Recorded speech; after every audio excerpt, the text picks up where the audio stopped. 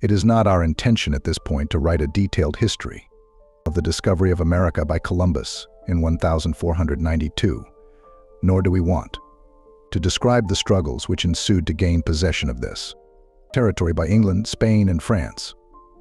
Any school history gives complete details of the development of the United States. When Columbus discovered America, the entire continent of North and South America belonged to the Indians. Suffice it, therefore, to state in summary that the area of the parish originally belonged to a class of Aboriginal Indians known as the Mound Builders. After them, it was in the possession of the Red Indians. Sometime before 1769, England claimed it. From 1769 to 1800, Spain, France had some sort of claim from 1800 to 1803.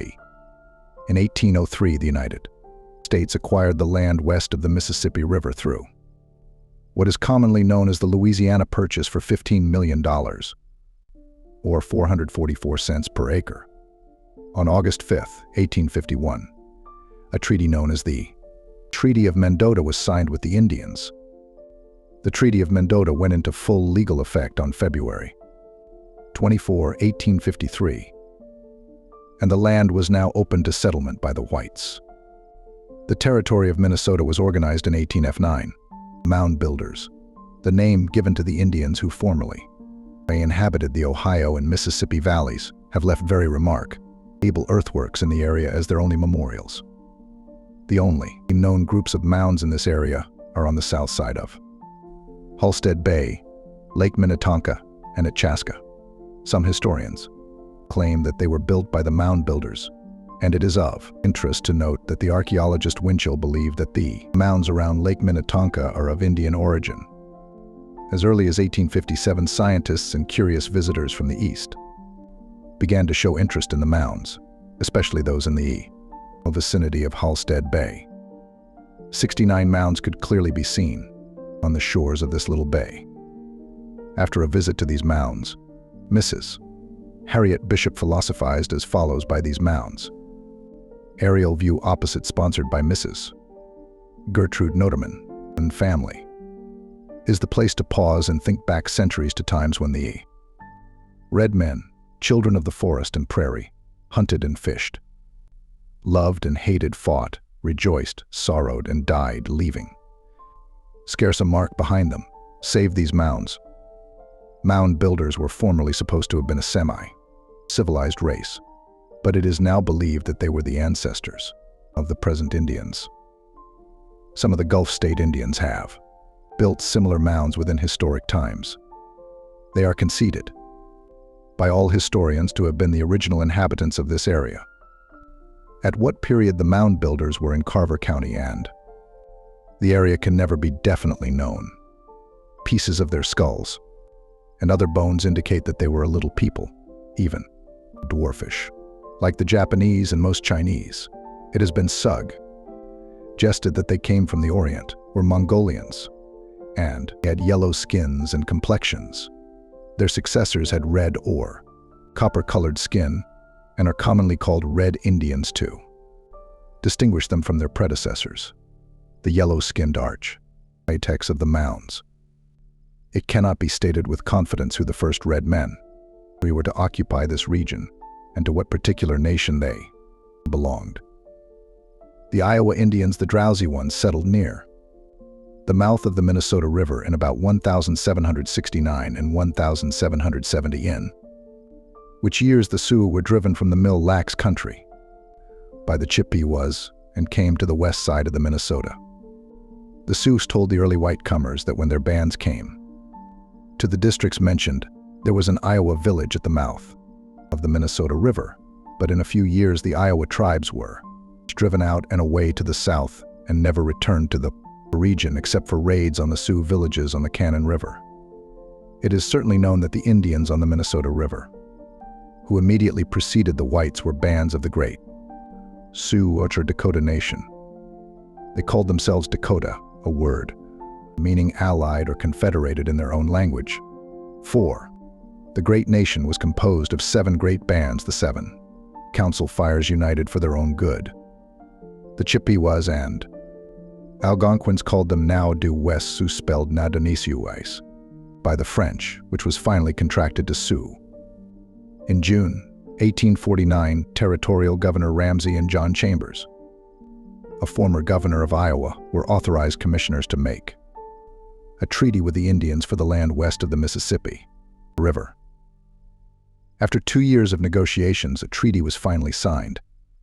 On August 5, 1851, under a brush arbor erected by Alexis Baillion, an elevated plain near Mendota by the United States Commissioners Lee and Ramsey, and the following chiefs: Wabasha Chief of the Madaukantons, and sub-chiefs Little Crow, Wakutada, Shooter, Cloudman, Shakopee 6, Gray Iron, and Good Road.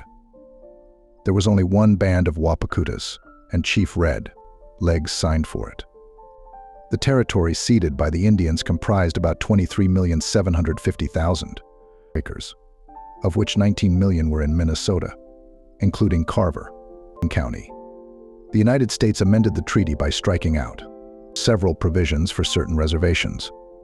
The amended treaty was then sent back to Minnesota, and in September 1852 it was signed by some of the chiefs and head tribesmen of the Indians. President Fillmore proclaimed it, and it went into full legal effect on February 24, 1853. It had been in practical effect so far as the white settlers were concerned many months before. The most prominent point under consideration is that the Treaty of Mendota included Carver County and was purchased from the Indians.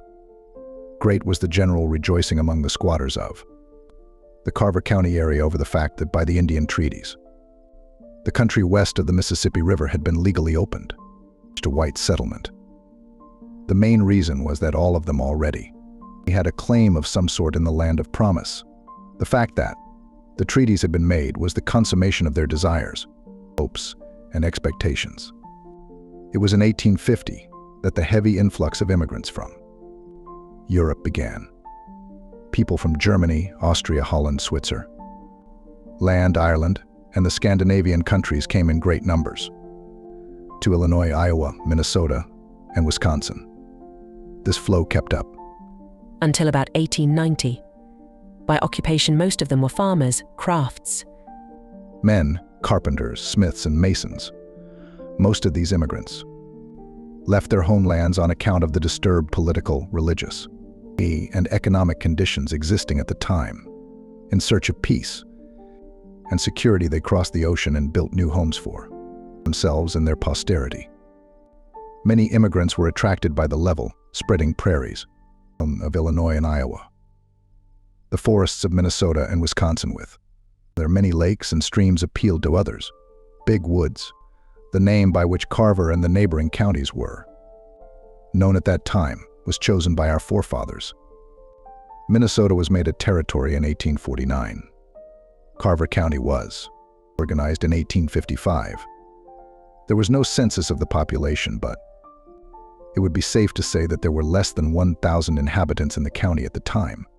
There was no railroad in the county and no roads, except the rudely cleared trails through the dense forest from homestead to homestead. In the very beginning, the nearest and only village where some supplies and absolute necessities such as salt, flour, calico, seed, and other materials could be obtained was the then small village of St. Paul. There was as yet no Minneapolis.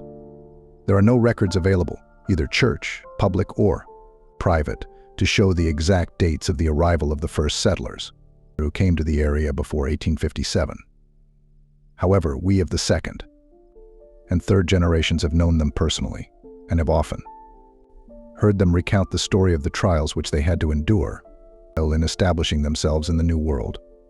Although we are unable to record the exact dates in most cases, we are fairly certain as to the year of their arrival, and by piecing together their stories, we can give a fairly accurate account of them for the time not covered by written records. The story of the settlers who arrived here during the first 6 years, therefore, is entirely traditional. It was handed down to the writer by some of the settlers themselves or by their children, and not after several generations which could bring about discrepancies through exaggeration, distortion, or imagination. We are therefore recording. The story is related by Franz Chimperl, Michael Diethelm Karl, Diethelm and his wife, Joseph Schmid, Michael and Heinrich, Kessler, Leonard Breher, Nikolaus Dies, Martin Schmidt, Engelbert, Schneider, John S., Matthias Baumgartner, and others, as correctly as possible, before any surveys or a treaty with the Indians were made. It was impossible for the first settlers to file for a homestead, because the land still belonged to the Indians and furthermore, lacked a legal description. Even after the treaty and the surveys, a settler who had established a prior claim sometimes waited as long as 5 or 6 years before filing, principally because of the fact that he did not have the required $26 or $32 filing fee, but also because he had to walk the long distance to Forest City, Anderson, or Litchfield to do so. We know that Michael Diethelm, the eldest son of Karl Diethelm, was born in Switzerland on December 1, 1850. In later life, he often stated that he was 2 years old when he arrived here. In another paragraph, we will show that a brother of Karl, who also was named Michael, preceded him in 1851. It is from these facts that our story of the very first settlers originates. It was in the summer of 1851 when the brothers Michael and Karl Diethelm left their home in Galgene, Canton Suisse, Switzerland, crossed the Atlantic, and came to America by way of New Orleans. They had read about the attractiveness of Minnesota in a book by von Humboldt while still living in Switzerland.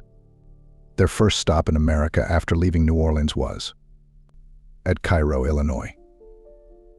Owing to the shortage of money, Karl, his wife, and their 2 children, Michael and Teresa, stopped at Cairo temporarily, where he took employment as a carpenter to earn passage to St. Paul. His brother Michael, however, continued up the river, arriving at St. Paul before the winter freeze up, and St. Paul Michael arranged lodging for himself and his wife until he could find good land to homestead. It was here that he heard of the present Victoria area, for which a treaty was being negotiated with the Indians. Quite a few immigrants were arriving in St. Paul at the time, and it was the consensus of opinion that the treaty with the Indians would eventually be effected, and the land west of the Mississippi opened for preemption. Michael finally decided to explore the country to the west. Providing himself with a few weeks' rations and an axe, he proceeded on foot in a westerly direction, blazing trees as he entered the wilderness in order to find his way back through the dense forest. He probably traveled through present Bloomington, Eden Prairie, and Chanhassen, and eventually came to the point where his grandnephew, Eugene Diethelm, now lives, about 1,500 feet northeast of the present St.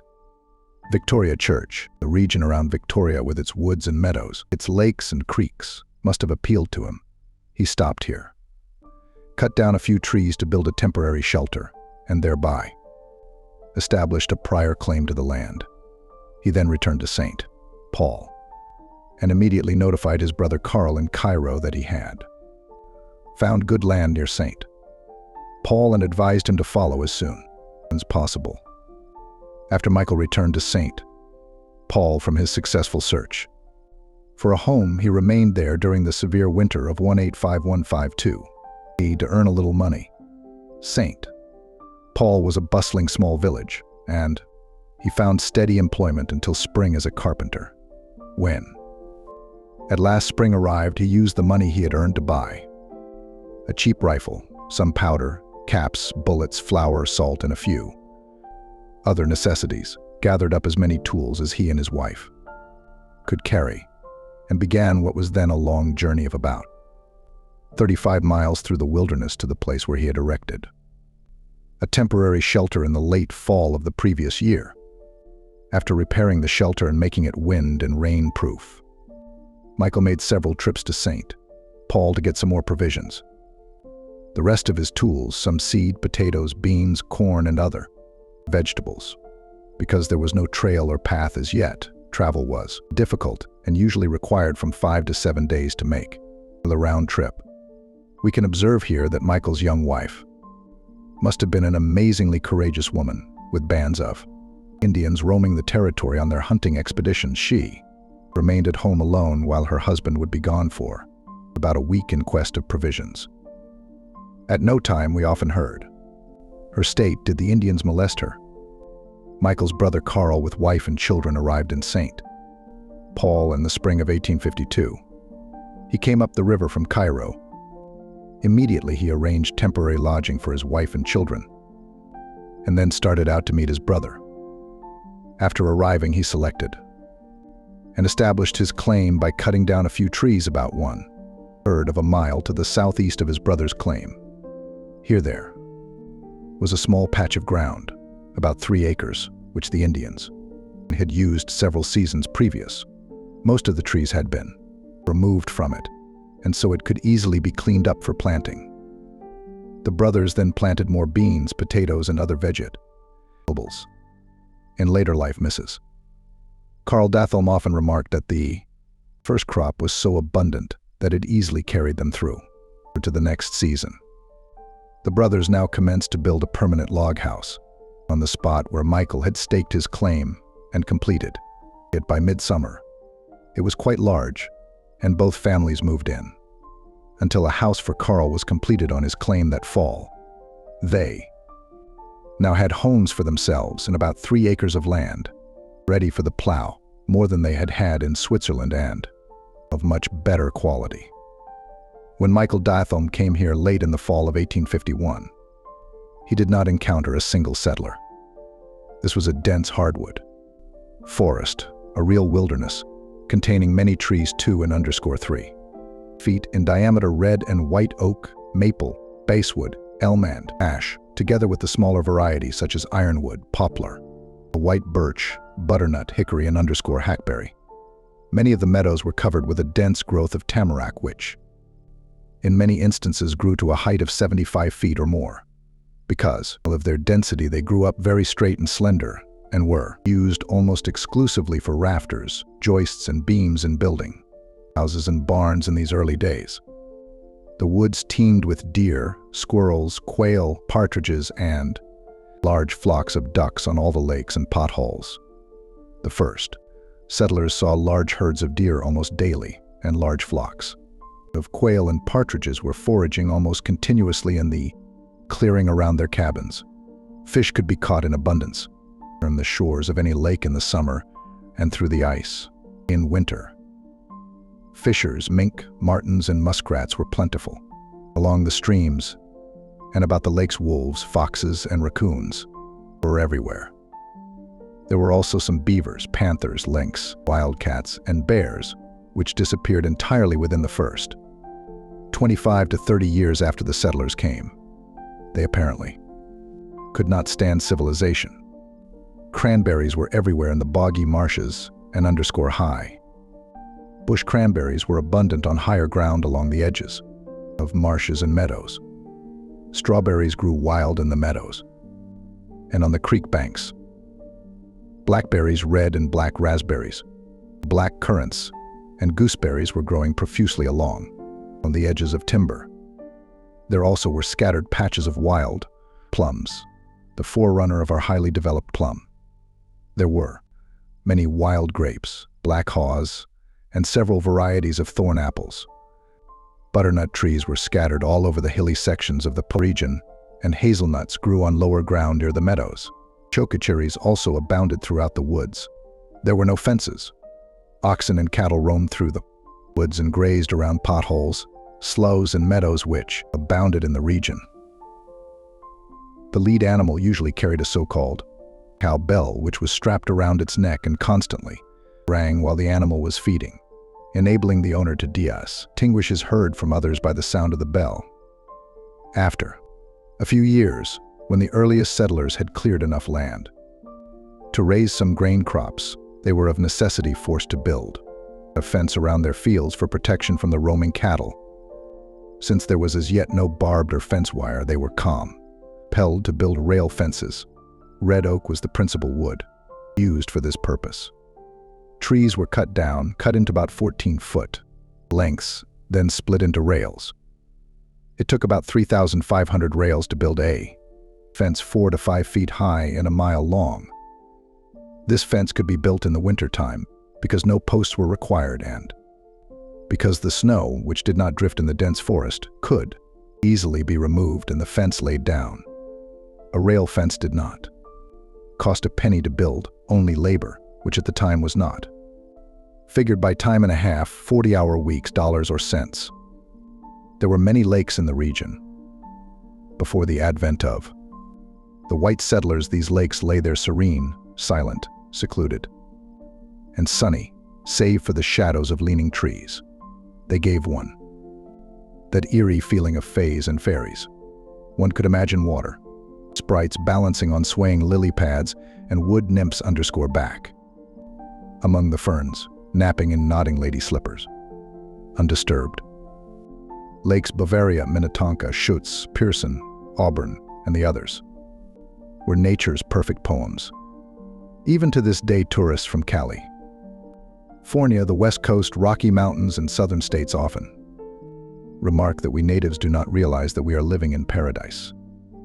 When the first settlers arrived, no surveys had been made to establish section and township lines. Therefore, all Sooners who had squatted on the land before the lines were drawn were never certain that they had selected the proper building site for the land they wanted until the section lines had been established. However, even after the surveys were completed and a description was available, these early settlers waited from 5 to 8 years before finally filing their claim. The reason was that by building a shack or house and clearing up some land and otherwise improving the property, they acquired a priority rating, which apparently was respected by everybody, for there is not recorded a single case of claim jumping in the entire area. The foregoing is an accurate description of the primitive conditions which confronted the very first pioneers of the parish when they arrived here to establish their new homes. It is almost incomprehensible to realize the fortitude and resoluteness, the steadfastness of purpose against overwhelming odds which they had to overcome in establishing their new homes in a complete wilderness, 35 miles from any sign of civilization. The Indians still roamed about the area because they were still the owners of the land. Nevertheless, these earliest pioneers risked their all by living among these savages, hoping that a treaty would eventually be made. In addition, the fact must not be overlooked that these sturdy pioneers were handicapped and powerless to retreat. They came here with their wives and small children. They wanted land. They were several thousand miles from their homeland, and in most cases practically destitute, but with grim determination they tackled the job. On May 10, 1852, the Dythelm's first neighbor arrived.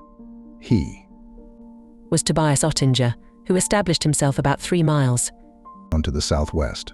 He came from St. Paul with a yoke of oxen, hitched to a stone boat loaded down with cooking utensils, stove, plow, some tools, and several months' food supply. He also had a little money, having worked as a huckster for some time in Missouri and several other southern states. It took him about a week to travel the 35 miles from St. Paul to his homestead with his oxen. It was in 1846 when Michael Kessler died in Bavaria. He was survived by his wife Barbara and 6 children: Heinrich, Franz, Michael, Joseph, Veronica, and Victoria. Victoria, the youngest, was 15 years of age at the time of her father's death.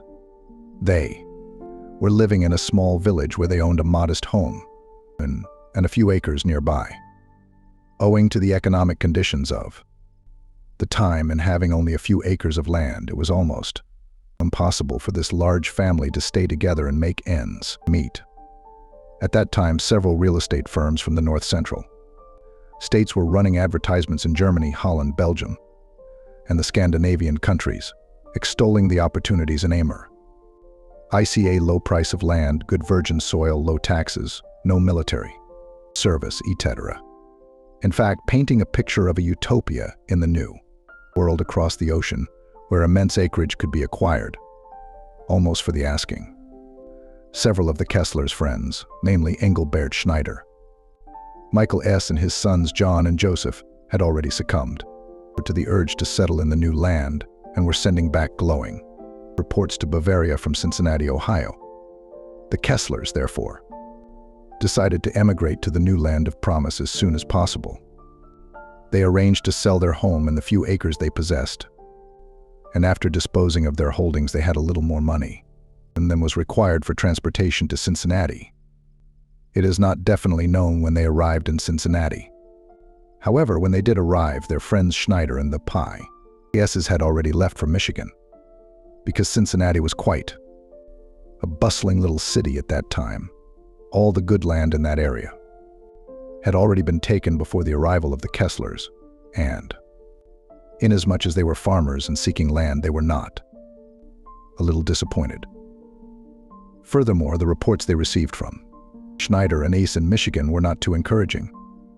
The entire family then, excepting the mother, took temporary employment in Cincinnati, and it was while working there that they heard of the opportunity to obtain good land in Minnesota after the treaty with the Indians then under negotiation would be signed. This treaty was eventually effected in 1851, with the opening of the new territory. 160 acres of good land in Minnesota could be obtained merely for the cost of a small filing fee. The opportunity was too inviting to pass up. They therefore arranged transportation to St. Paul, traveling to St. Paul via the Ohio and Mississippi rivers. They landed in the area of the parish in July of 1852. Whether or not the entire family came here from St. Paul is not known. However, Mrs. Victoria White, a daughter of Michael Kessler, is of the opinion that the women of the family remained on St. Paul while the four boys penetrated the wilderness to the west in quest of good land, and finding it in the present area of the parish, effected prior claims for themselves by cutting down a few trees. All their claims bordered on Lake Bavaria with the exception of Michael's, which was about 1 mile to the southeast. In consequence, the present Lake Bavaria was for many years known as Kessler Lake. It is also the opinion of Mrs. White that the Kessler boys built a fairly large log house on Heinrich's claim near the northwest corner of the lake, and when completed, the entire family moved there and called it their new home in America. At this time, none of the Kessler children were married. They all lived together with their mother. Later, in July 1854, Veronica married Joseph Vogel, who had a claim in Chanhassen Township near Shakopee. The marriage ceremony was performed by R. Augustine Ravus, a missionary. Since there was no church in the community, the wedding was performed at her home. It is claimed that this was the first marriage in Carver County and that it was performed in Chanhassen Township. However, according to the testimony of Mrs.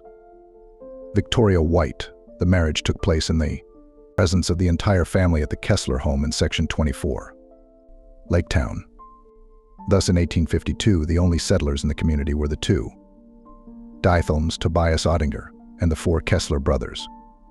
In 1853, 6 more immigrants arrived from Bavaria and 1 from Switzerland.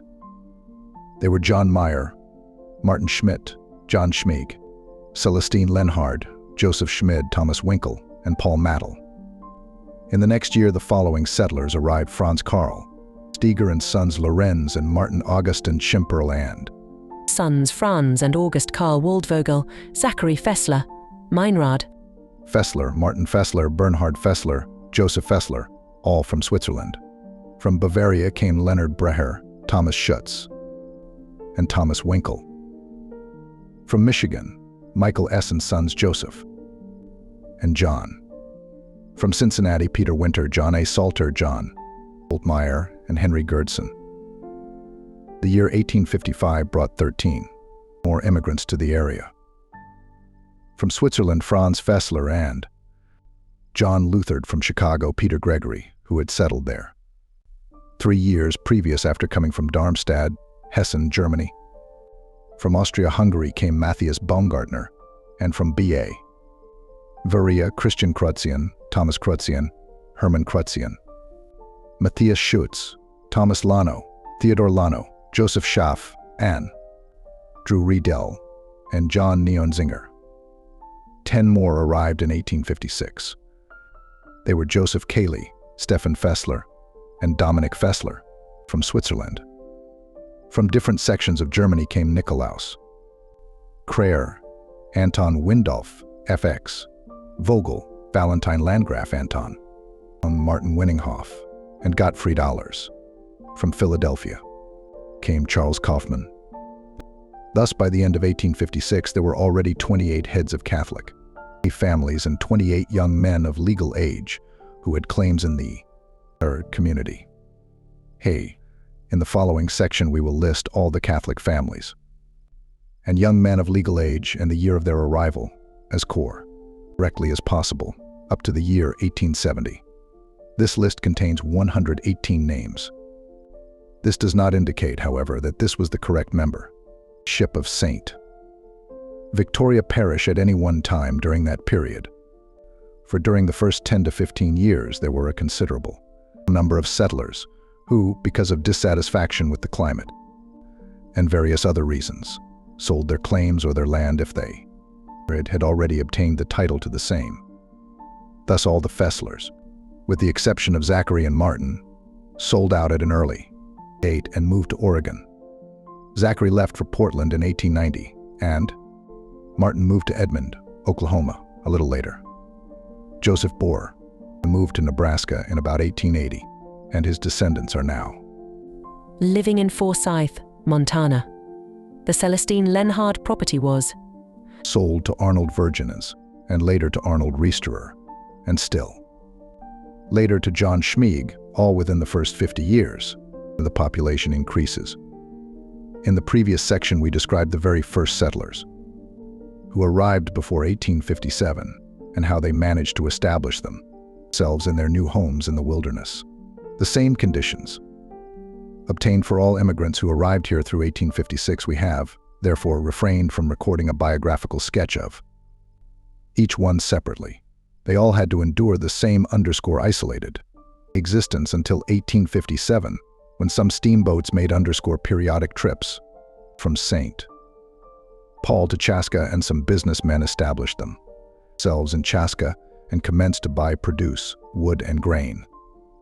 They also carried a supply of the absolute necessities for which the settlers previously had to walk to St. Paul. The first business transactions between the settlers and the businessmen at Chaska were mostly barter. The new timber soil in this area was very productive, and it did not take long to spread the news in their homelands. Mrs. Carl Dythelm was the only daughter of the Fessler family of 11 children. She notified her brothers in Switzerland that good land could be obtained here for the asking.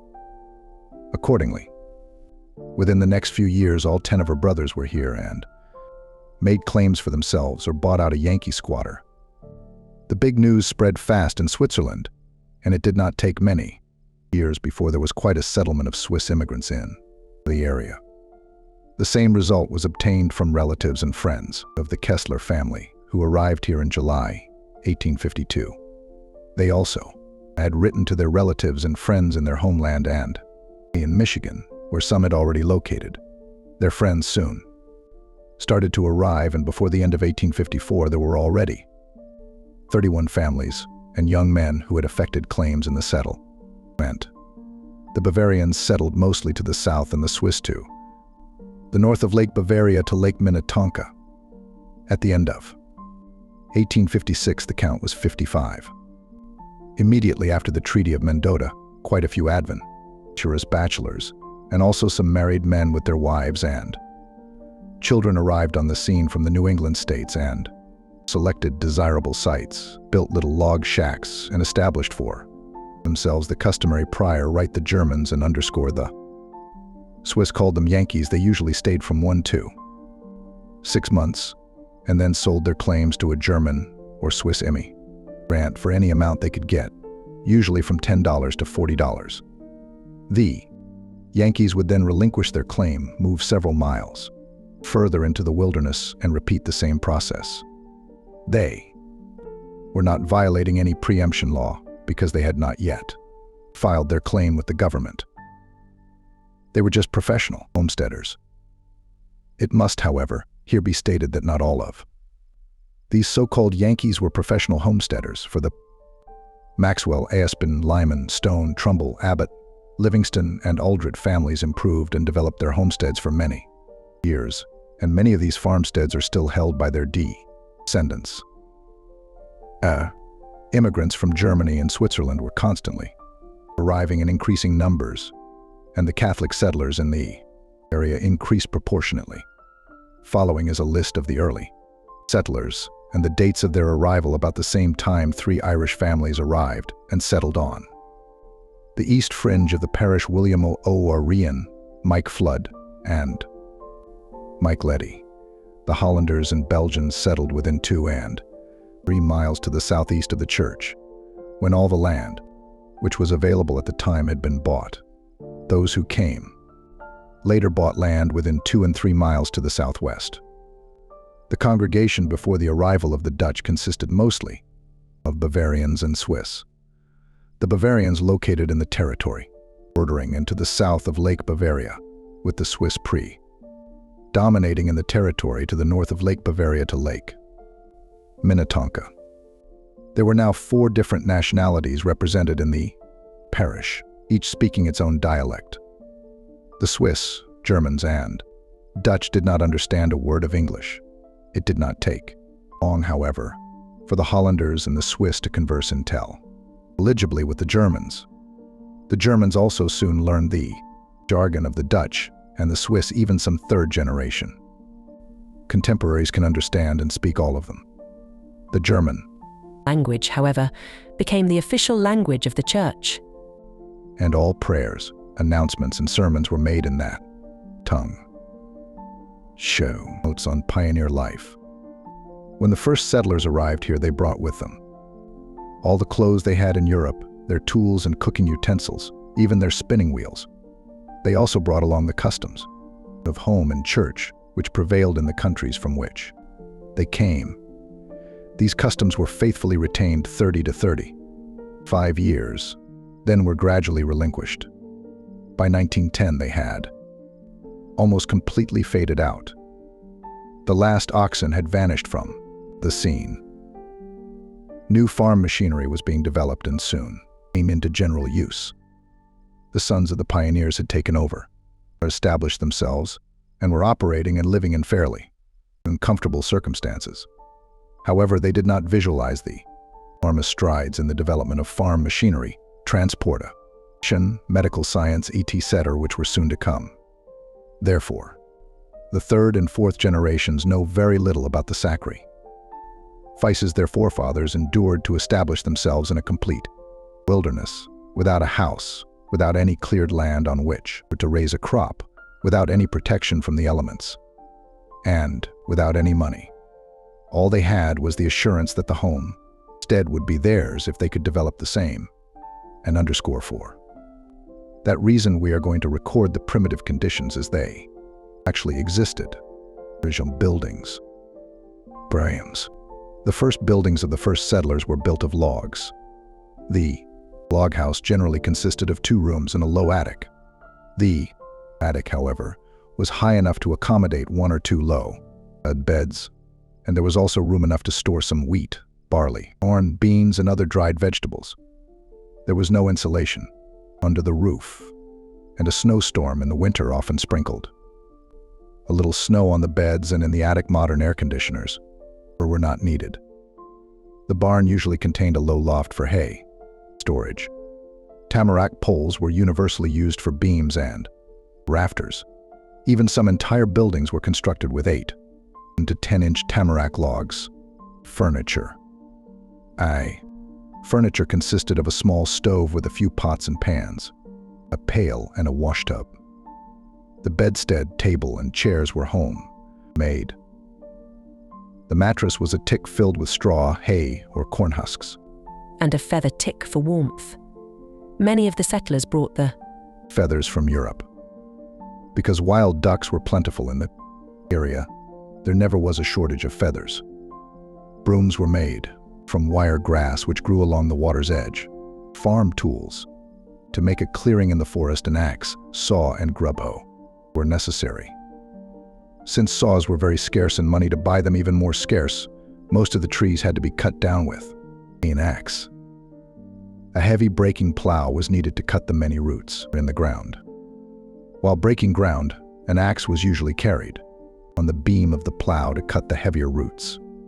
A small hand-made harrow was needed to work between stumps. This home-made harrow was entirely of wood. Cutting of hay and grain was done with a scythe and cradle, and all grain was tied by hand, with its own straw placed into shocks, and when dried out it was stacked near the barn. In the beginning there was no reaper or, and so the grain was harvested as in biblical times. Some years later, when these implements did appear, the fields had to be cleared of most of the stumps before they could be used. It must not be overlooked that all of these pioneers came from Europe, and many of them, even after they had raised a few small crops of grain which they could not sell until 1856 or 1857, were still unable to buy a reaper or a mower at the cheap price at which they were then sold. Stumps had to be grubbed out. The threshing machine was not available until the late 1860s, and so for some 20 to 30 years the pioneers had to use the ancient flail to beat the grain from its straw. As far as is known, the first threshing a machine in the community was operated by Wendell and Grimm in 1866, and a year or so later another one was operated by Michael Diethelm, John Derhaag, and Leonard Hutmaker. These machines were very small and were powered by another machine called a horsepower, which in normal operation required 10 horses. Food. On the first plot of cleared land, potatoes, carrots, cabbage, onions, and corn were planted. If the corn got ripe, it was pounded into meal for bread. In the beginning, before hogs and cattle were raised, wild game and fish were always plentiful, and it was an easy matter to keep the larder filled with this fare. In those years, there were no game laws, no game wardens, no bag limits, no closed season, no fishing or hunting licenses, no migratory fowl stamps. A thin iron wood pole 15 to 20 feet long, a piece of string, and a hook baited with a frog or a piece of meat were all that was required to supply the settlers with all the fish they wanted. In comparison to their homeland, everything was free for the taking. Even the land which produced enormous crops of vegetables and grain was free.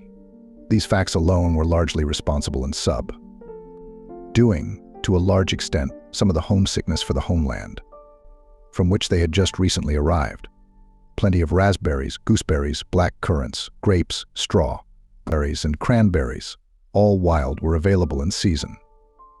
They were made into jellies and jams if the settlers had money to buy sugar.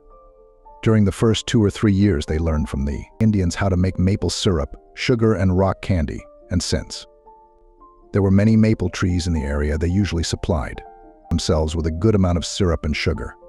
Canning and